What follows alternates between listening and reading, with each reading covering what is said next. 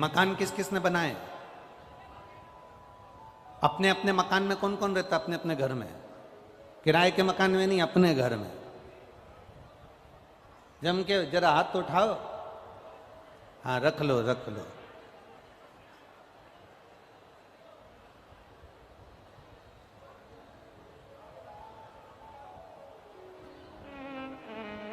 जिस मकान को आपने बनाया है, जिस दुकान को आपने बनाया है, जो प्रॉपर्टी तुम्हारे पास है, तुम्हारी वसीयत के, तुम्हारी प्रॉपर्टी के ढेर सारे हिस्सेदार रहेंगे।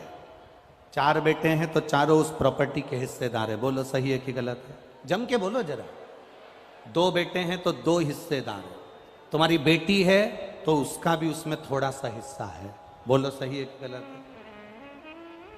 4 सगे भाई एक साथ रह रहे हैं और प्रॉपर्टी तुम्हारे पास में है तो चारों भाई का हिस्सा। 3 भाई रह रहे हैं तो 3 भाई का हिस्सा।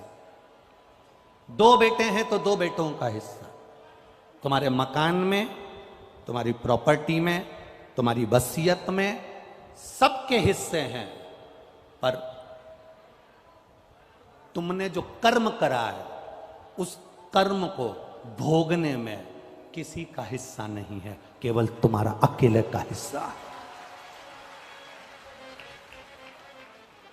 उस कर्म को कोई दूसरा नहीं भोगेगा। बाप के कर्म का भोग बेटा नहीं भोगता, बेटे के कर्म का भोग बाप नहीं भोगेगा। अपने कर्म का भोग अपने को भोग, अपने कर्म का भोग हम अपने आप में अपने को भोगना पड़ेगा।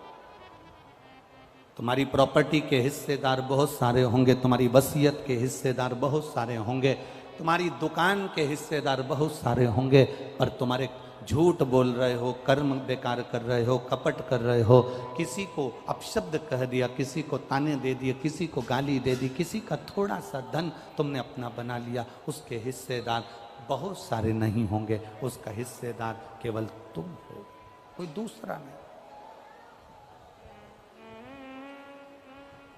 इसलिए तो शिव महापुराण की कथा कहती है अपने भजन के बल को बढ़ाओ।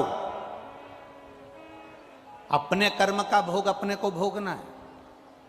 पहले एक बार कथा में कहा था, आप में से कई माताओं ने सुना होगा, कई भाइयों ने सुना होगा, छींक अपने को आ रही है।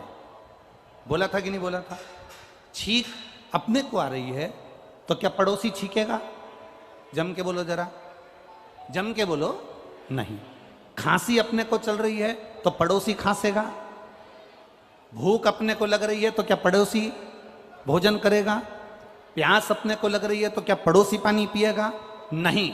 सिर मेरा दुखा है तो गोली भी मुझे खाना पड़ेगी, पेट मेरा दुखा है तो गोली भी मुझे खाना पड़ेगी, हाथ मेरा दुखा है तो गोली मुझे खाना पड़ेगी, खांसी मुझे आई है तो खांसना मुझे पड़ेगा, अगर छींक मुझे आई है तो छींकना मुझे पड़ेगा, सिर में दर्द मेरे हुआ है तो दवाई गोली मुझे खाना पड़ेगी। उसी तरह आपने अगर कर्म बेकार करा है तो भोगना भी आपको पड़ेगा, कोई दूसरा नहीं भोगने वाला।